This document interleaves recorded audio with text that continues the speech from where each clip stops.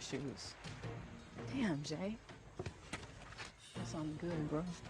Hello, hello. Welcome to Trash Opinions, where we talk all things trash. I am your host, Trash, and today we are talking about Survivor Millennials versus Gen X, which I enjoyed a lot more than I thought I would. To be honest, I thought I was gonna have another Cambodia experience where it's just all gameplay, all game body, and no, it's not. It has a lot of great character moments on it, and it's a really enjoyable season from start to finish. It's just so much of the negative comes from Jeff, weirdly enough, where he really hammers in the theme of this season a lot of times, and he just has all these super corny jokes about the participation trophies and shit like that. Like they literally have a puzzle where the answer to it is not a participation trophy, which is just absolutely corny. And just Jeff just like him just being like, oh, is that a millennial thing, like about literally everything is kind of ridiculous too. So enjoyable season, kind of shit theme. But anyway, let's get right on into Millennials versus Gen X. Now, finding a worst placement for this season was kind of hard because there's nobody who's like bad, but in a rare instance, our first name is the first boot actually, and that is Rachel Acko. I still don't understand why she was the first boot other than she was kind of annoying. She really didn't do anything. She has this Carolina Eastwood edit where she's shown to be a tad irritating and just leaving the audience to draw their own conclusions. But I still don't think she was as a bad player as Carolina, but as mediocre a character, oh, for sure. I can't remember anything about her, so she's going in meh. And next up, we have someone who I'm kind of disappointed is this low because I really didn't find her to be terrible at all, and that is Cece Taylor. She annoys me at first by being almost as much of a boomer as Paul, but she wasn't terrible. Cece's just kind of a nothing character. She survives the Paul blindside after taking 4 hours to cross a balance beam. Still a better balance beam walker than Chris Doherty, though. She's another on the Gen X tribe that doesn't do anything wrong other than just being an older woman.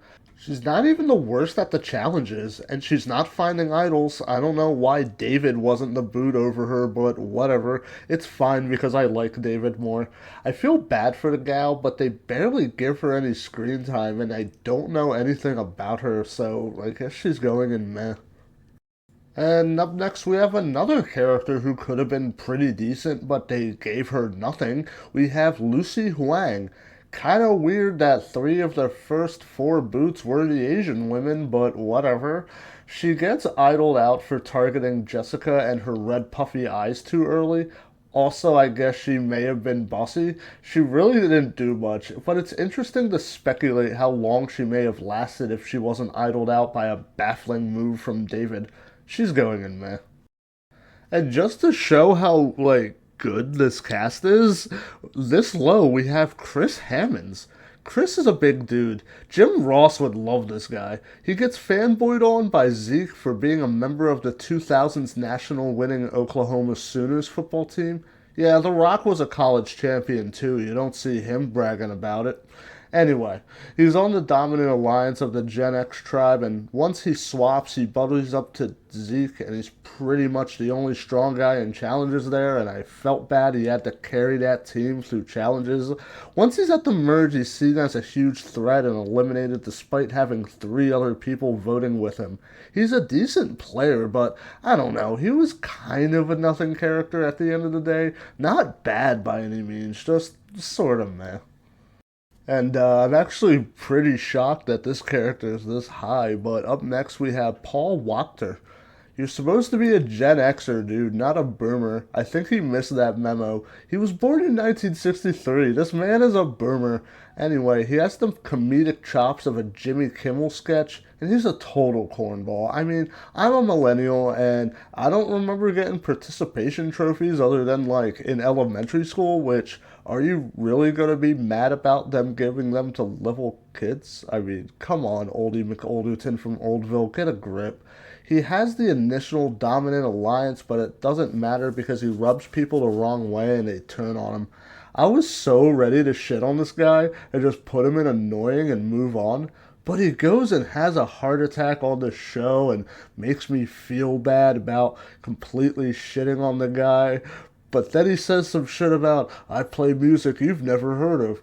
True, because there's no such thing as the internet or Spotify or anything like that where you can listen to old music on. You just had to be there in order to experience old music.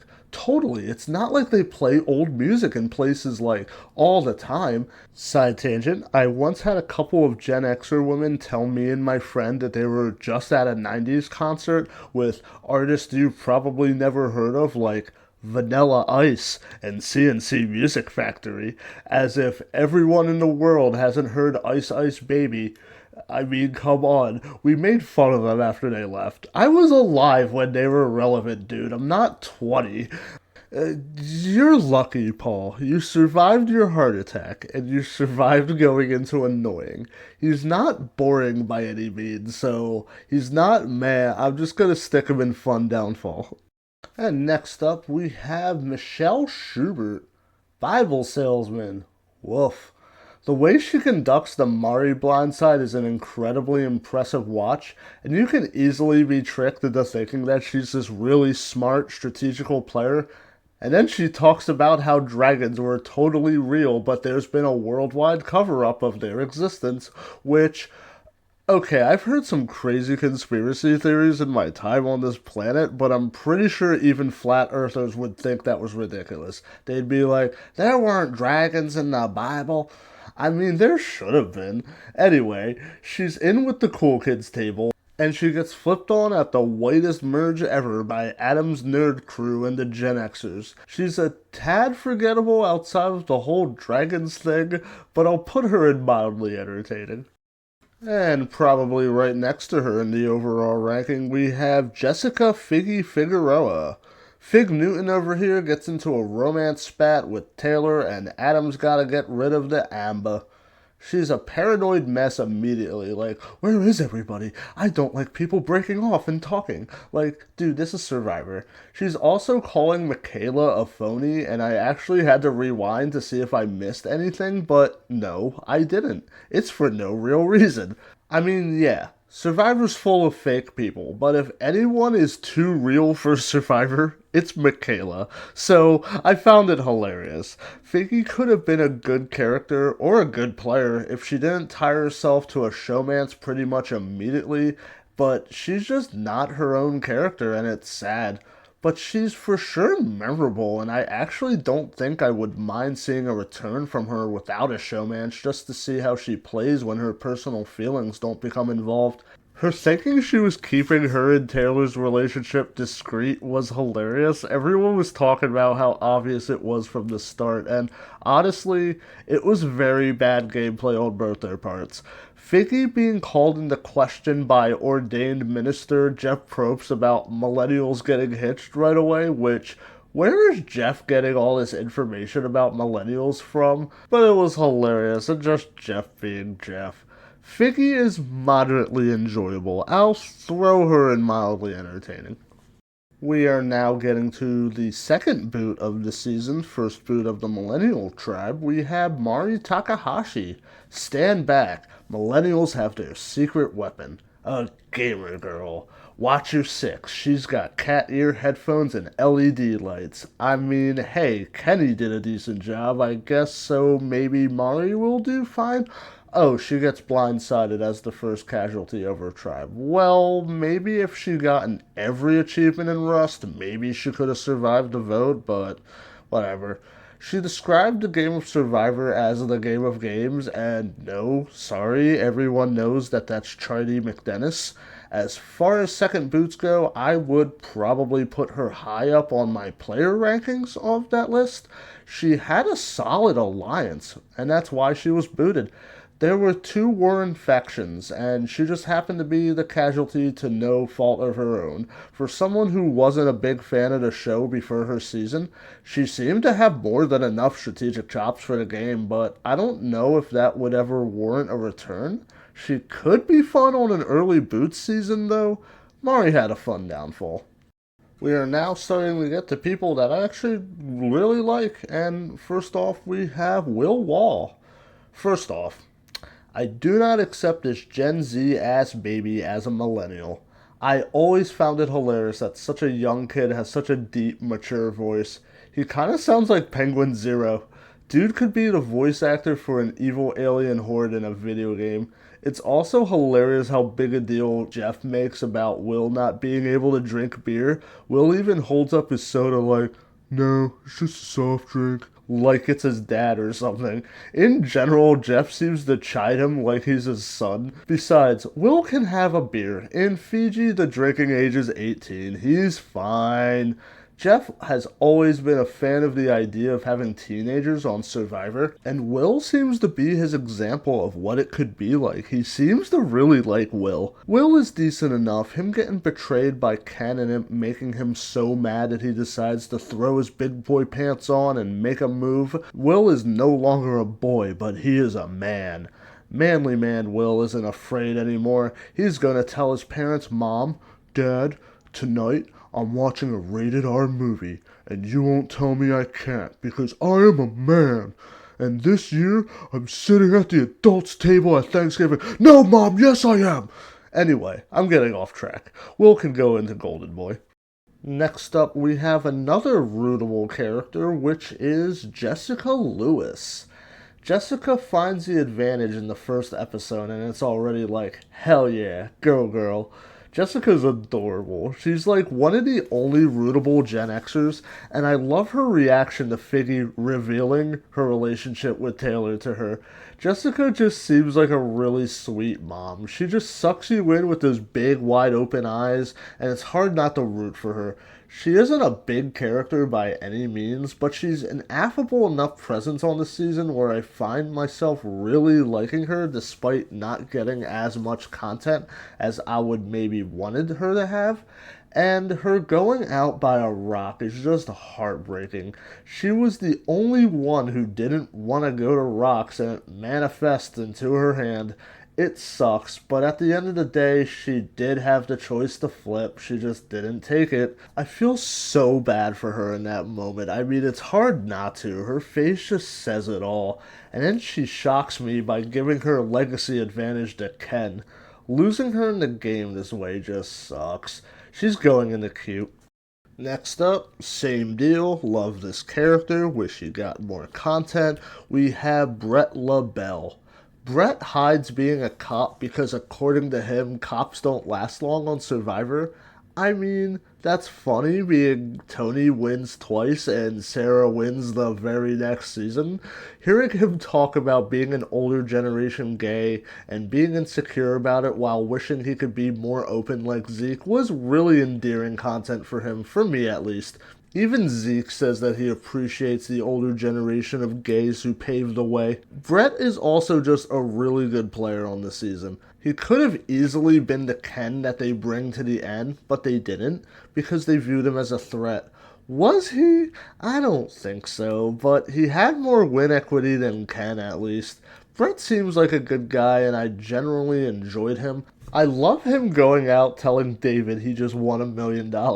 Bro, there's a whole nother round. Anyway, he can go into mildly entertaining. Next up, we have someone in the same tier that's actually a big character. We have Taylor Stalker. Holy shit, stand back, Debbie Werner. This guy's brewed beer and he's been to North Dakota. Have you been to North Dakota, Debbie?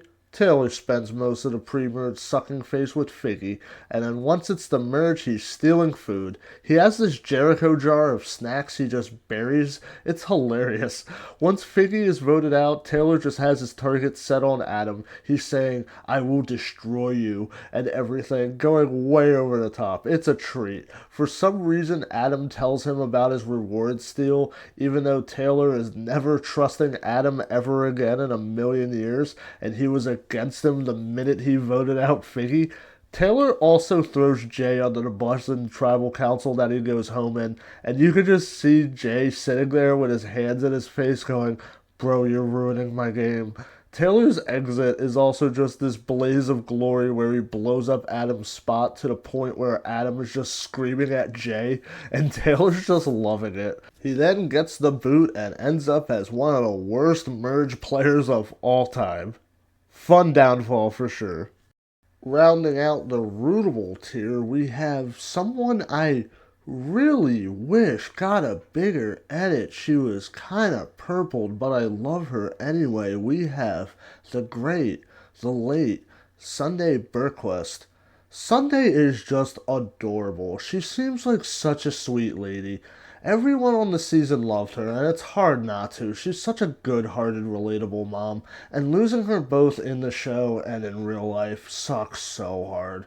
Her husband seems so cool, too. I feel so hard for that entire family for losing such a wonderful woman. She plays in an under-the-radar game where she's never looked at as a target, and she's always let in on at least one of the plans up until her boot. She's never really on the bottom until her blindside. Alliances shifted, so it's hard to say who exactly she aligned with since there's nobody she votes with consistently, so I have no idea who would take her to the end. Maybe Brett?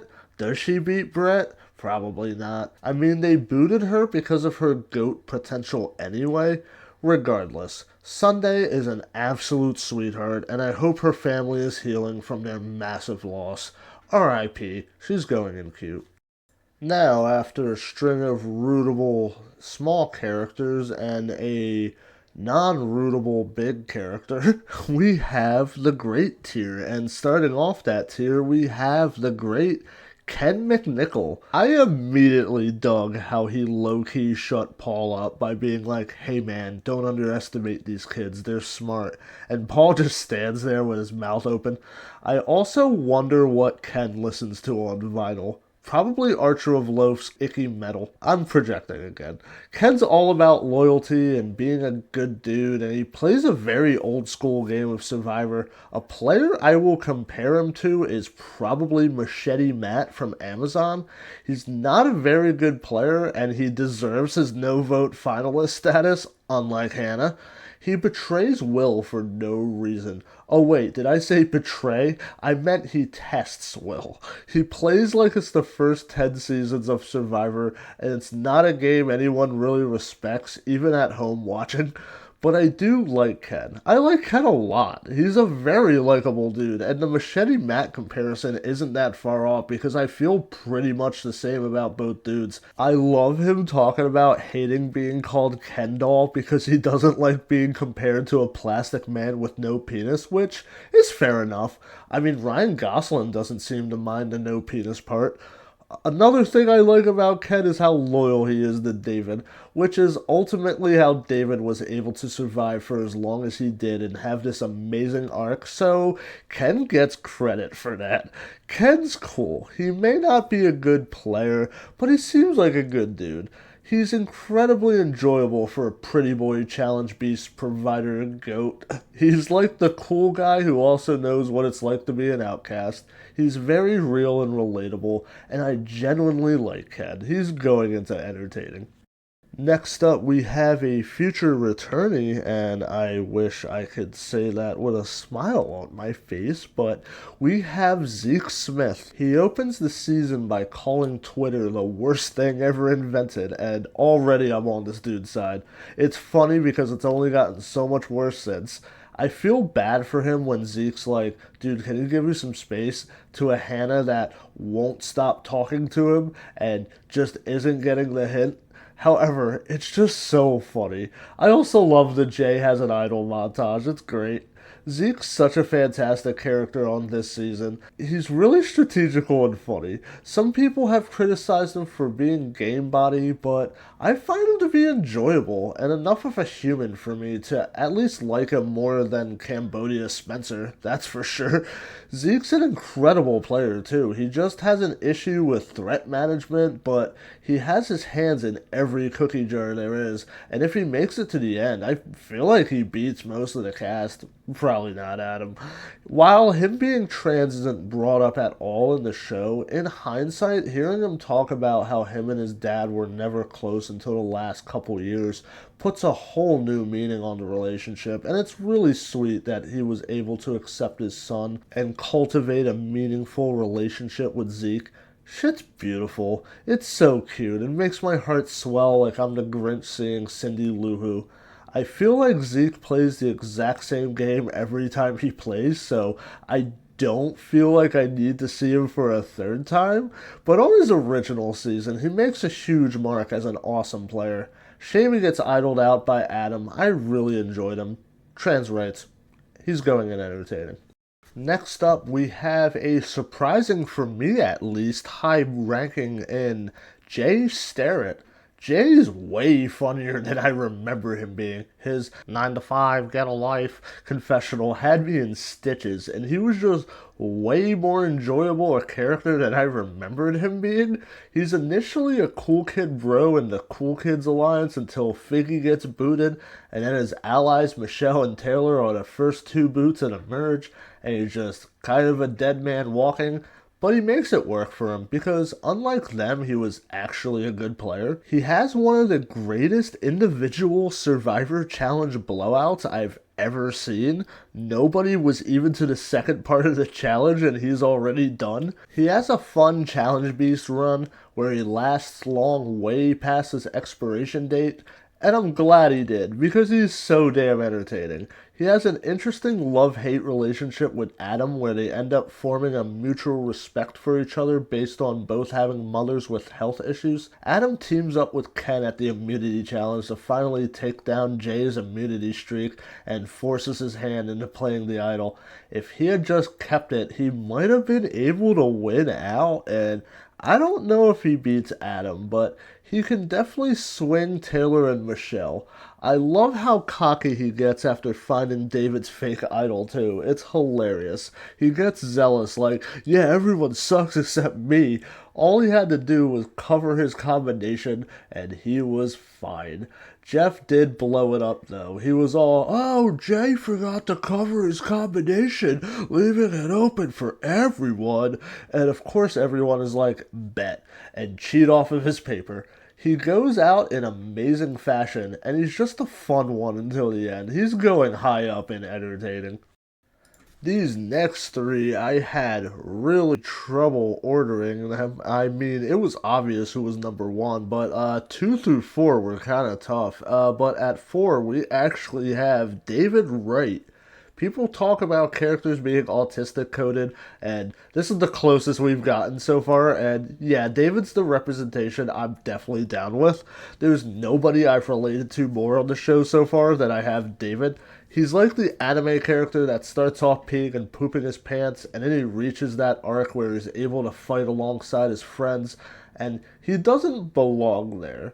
But he wants to be there, and luckily he's on a season where the nerds run the show and he makes it far. He's also really lucky he wasn't the first boot. I'm actually shocked it was Rachel and not him.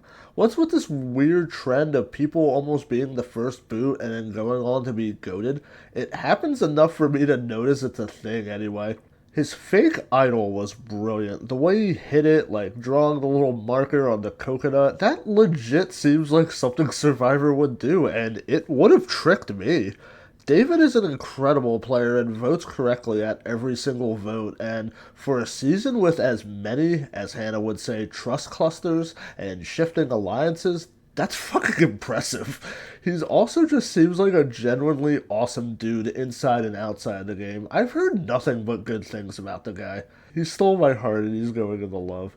And right above him, but I don't know, I reserve the right to change my mind about this later, but I do have Hannah Shapiro at number 3. Why is Hannah the only one looking at the camera in her cast photo? It drives me insane, and I don't know why. Hannah is another Aubrey archetype, but she's different enough where she becomes her own character outside of the anxious nerdy girl mold. She starts off annoying her alliance like Aubrey by taking forever to vote and being one of the flippers who vote out Murray. Her issues with anxiety is something I can relate to. I feel for her, and it's nice that she's so open about it. You can't really take a break from Survivor. Decompression isn't really a feasible option. I do love how she sniffs out that Brett's a cop, though, and she's all, hey, hey, Deloy Police, and eventually boots him out as a threat. I really, really love Hannah on this season. I think she's fantastic and incredibly relatable all throughout. Her neuroticism is such a huge part of her charm. She wears her heart and anxieties on her sleeve. She speaks her thoughts so often. It's almost like a play-by-play commentary on where her brain's at currently. It's also one of her major flaws. She can't really hide what she's thinking or feeling all that well. It's why Zeke becomes sketched out and starts targeting her. She's incredibly lucky to have survived those rounds where Jessica and Zeke went out. She escaped at mid-merge by the skin of her teeth. Her endgame is what makes it, though. She had what she thought was a clear path to a win, and the game goes very much in her way, and in her head it seems like she's the clear winner out of this final three until Adam drops that emotional bombshell that earns him the complete blowout he achieved. It's so depressing that Hannah didn't get a single vote. Really? Not one. She couldn't just get one. How does she has less jury votes than Philip goddamn Shepard? She has less jury votes than Clay Jordan and Kim Johnson. She has less jury votes than Will Sims. What the hell is wrong with this world? Hannah Shapiro is wonderful, and I want her to return so bad. She's adorable, and I love her. She's going into love. And at number 2, we have Adam Klein. I screwed you 100% and I lied to you. I can admit that. You're in a worse position than you are now. What a big man for being able to admit that. Now, why did Taylor not forgive such a humble man? Anyway, Adam Klein is wonderful, and I will accept no hate towards my boy Adam. I don't really cry when I watch Survivor, and if I do, it's small tears. But I couldn't help but cry when Adam started to opening up more about dealing with his mom dying from cancer, and it just gets sadder and sadder as the season progresses. Adam's brother comes to the loved one's visit instead of his dad, and you just already know there's a reason his dad's not there.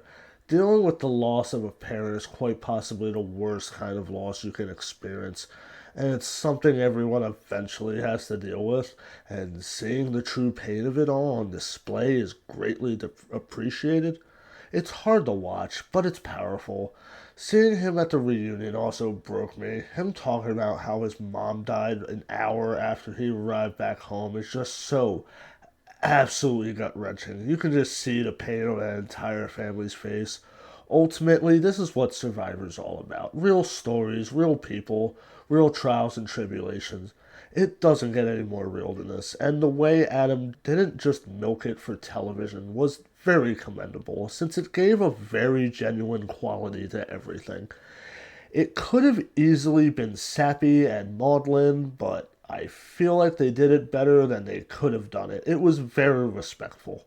Anyway, that aside, Adam is such a sloppy, chaotic winner, and I love it.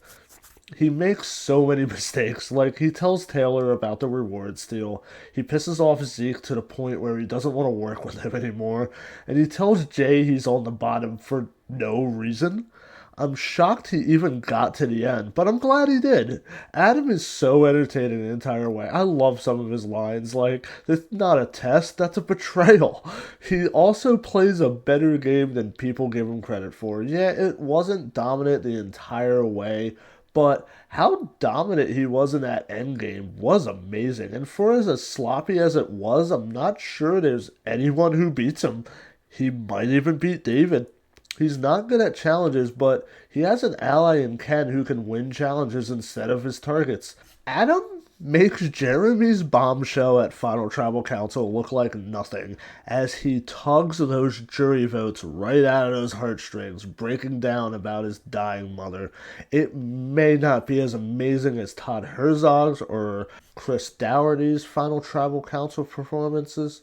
Hey, that's two mentions of Chris Dougherty in this video, but I don't think there's any that are more powerful than Adams. I legit cried. It's incredible. It just makes you want to reach into the screen and give the kid a hug.